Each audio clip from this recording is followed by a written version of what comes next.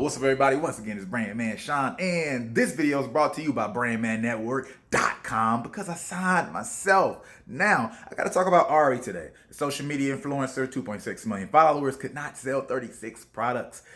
To be clear, she only sold 6 from what I heard, right? Not only could she not sell 36, she only sold 6. Now, I know other people made videos about this, but people were asking me to do it, so I'm going to go ahead and, just hop on and give my opinion. So let's start with this.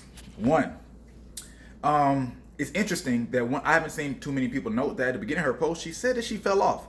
I don't know why she fell off, but she already kind of said that she was aware that she wasn't as hot as whatever, she used to be. So that's one thing to take into account. And even when you look at her social media profiles, either, the activity died down. Of course, there could be some sense of fake followers. I saw Arii, when he did his video, he mentioned that she does have 1 million legit followers.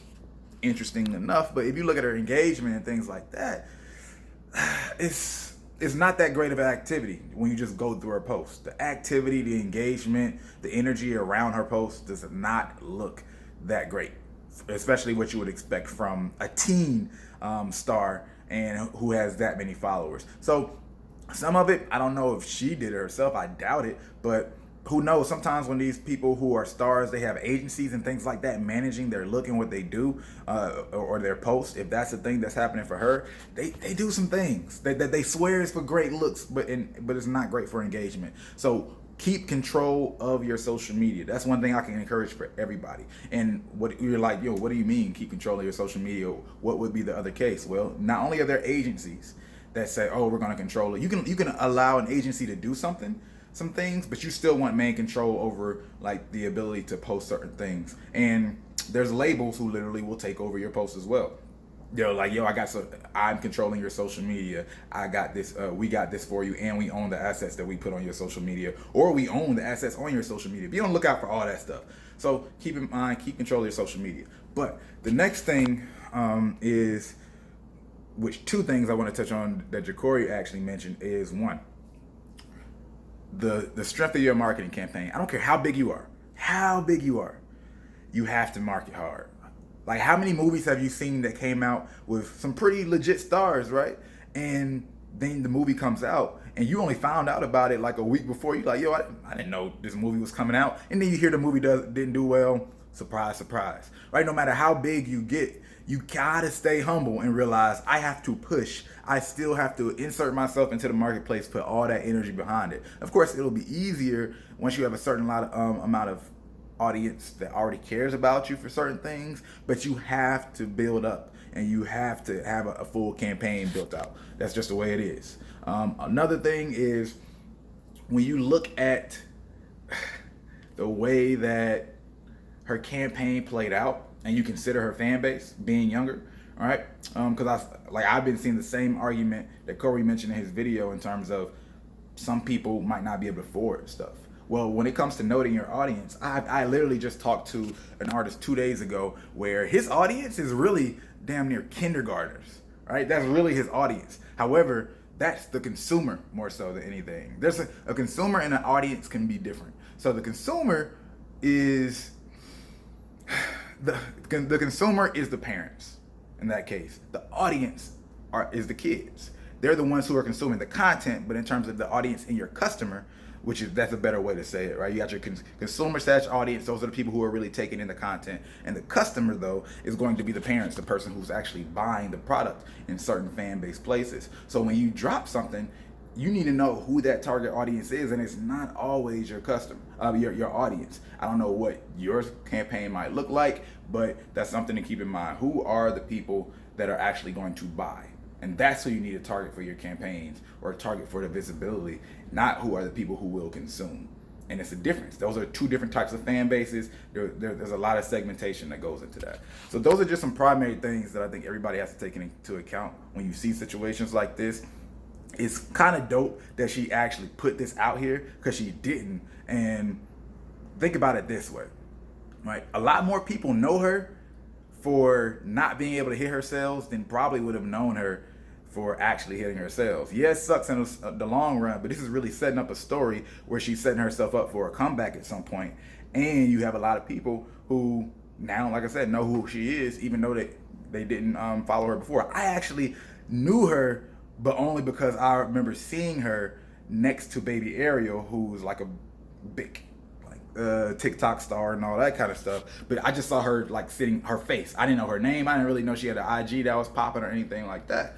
But so now she kind of has a name for herself. Is it more infamous than famous? Okay, cool. But you can flip a PR situation like that and work it to your favor. She has more visibility. The question is going to be what she does with this visibility. And all of us has had some type of L like that before, right? I had plenty of things where I'm like, yo, all right, you know what? I got to triple down on the energy I put into the campaign, because that's the biggest thing that I really want people to take from this. Bump the followers and the audiences and things like that, because I feel like if she had a real campaign, there's no way she could have not sold 36. I'm talking about you can sell 36 shirts to random people on the street, just stopping them and hustling, who have no idea who you are. So people have to understand the energy, the amount of effort that goes into creating a successful marketing campaign.